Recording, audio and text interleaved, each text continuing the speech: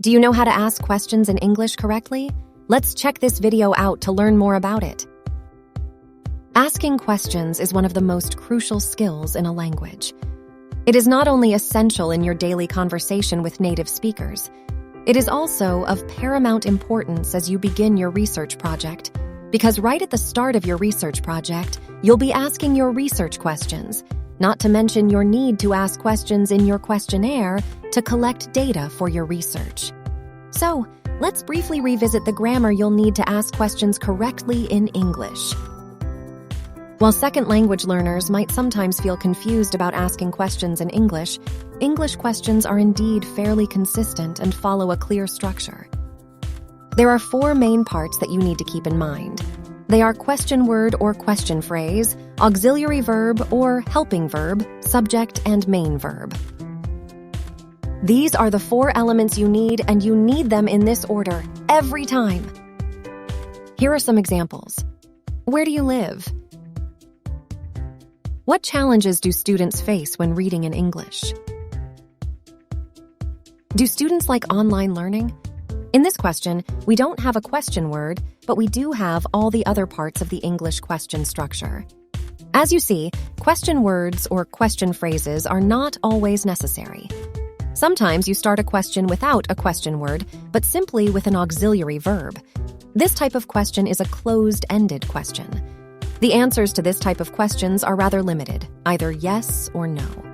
The other 2 questions you saw earlier are open-ended questions. For this type of questions, you need to start them with a question word or a question phrase. The answers to these questions can be anything.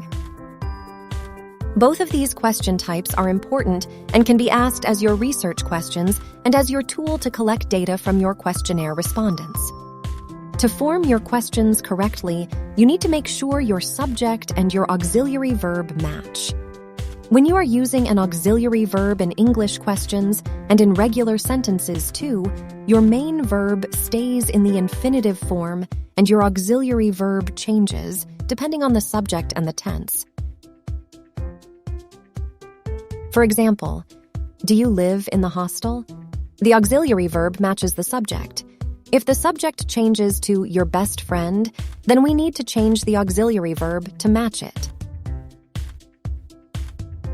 Besides asking closed-ended and open-ended questions, there are 2 other types of questions that you might be asking. They are subject questions and object questions. Let's look at these 2 questions. How are they different? The first question is a familiar structure. It has all the 4 elements we just discussed. However, in the second question, the auxiliary verb is missing. How can this be? Is there anything wrong? Questions are what we ask to get more information. Most commonly, we ask about the object to get extra information. We already know the subject, we know the action, and we just want the extra details. For example, we know you made a phone call because we saw you do it, but we don't know who you talked to because we could not hear the other side of the phone. So we want to know about it. Paul is the answer, and that is the object of that sentence. In this case, you're asking an object question. Sometimes, however, we ask questions because we don't know the subject. We don't know who or what did the concerned action or what the main idea is. For example, we heard somebody call you, but we don't know who he or she was. When we need to know this information, we ask a subject question. Subject questions are also very common questions, but we can only use the question words who and what with subject questions. When you ask subject questions, you don't use the auxiliary verb, and because of this reason, the verb needs to be conjugated to match the time tense. However, please do remember that you need to use auxiliary verb with object questions. There are other types of questions in English, and each of them has different patterns.